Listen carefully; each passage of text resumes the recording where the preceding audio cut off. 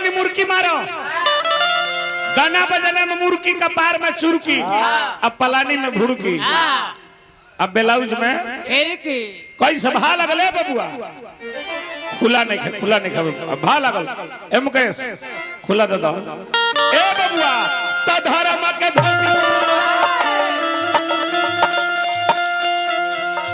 ए भैया पाप होता रोजे ए अबर लुटाई जाता अखिए का सोझा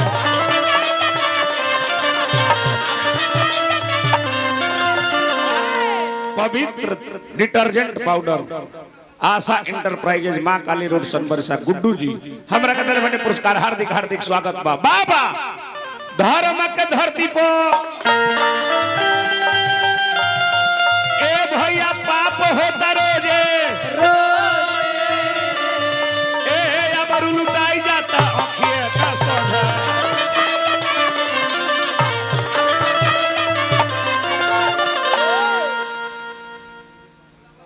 परम आदरणीय हमरा गुड्डू बाबा के सार पाहुन अच्छा हार्दिक हार्दिक स्वागत बा अच्छा चली पाहुन हो चाहे सार हो उसे का लेना देना बा हां जी हैं भतार छाप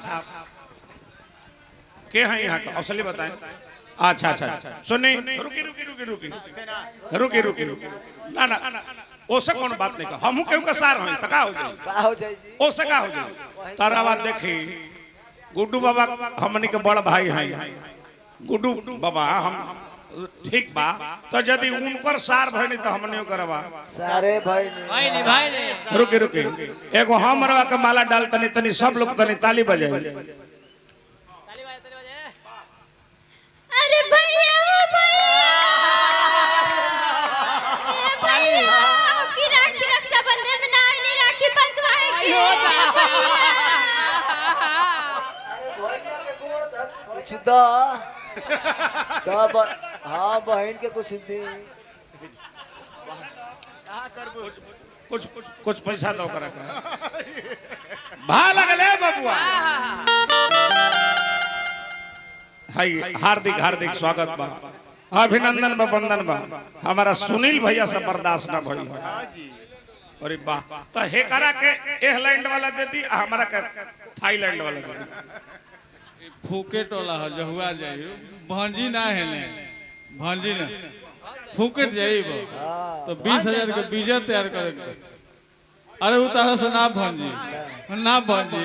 हम दोसर दे देते हैं दोसर दे अरे ना भांजी भाई अरे भाई हार्दिक हार्दिक स्वागत बा अभिनंदन बा वंदन बा तैया के बीना अरे बनाई दी अरे समाज हरी डूबी जाई धर्म के जहाज हरी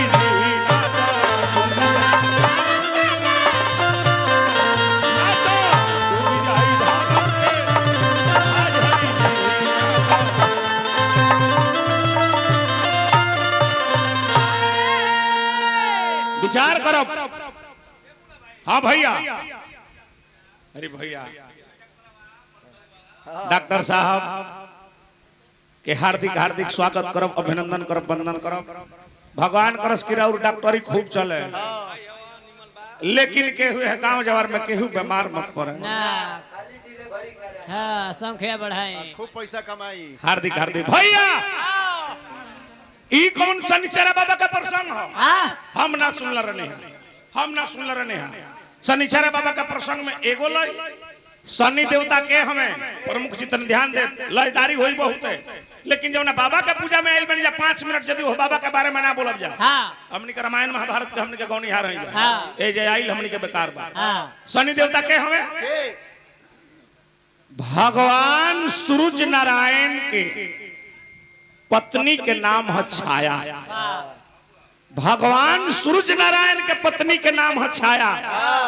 आ छाया के गर्भ से जन्म भई उनकरे नाम है सन्नी देव ई करिया काहे हो गइले छाया शंकर जी के पूजा करत रहली। इनकर माई शनिचरा बाबा के माता जी शंकर जी के पूजा करत रहली। अतना सूरज भगवान तपस्या के दौरान गर्मी कइले, अतना गर्मी कइले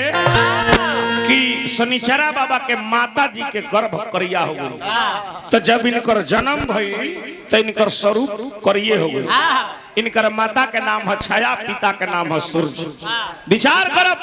जब शनि देवता के जब जन्म भइल बड़ भइले तो 9 गो ग्रह बारे। 9 गो ग्रह, 9 गो ग्रह कौन कौन? सोम, मंगल, बुध, बृहस्पति, शुक्र, शनि। विचार करो 9 ग्रह में आपस में भैया तनिक से 2 मिनट तक रुक जा।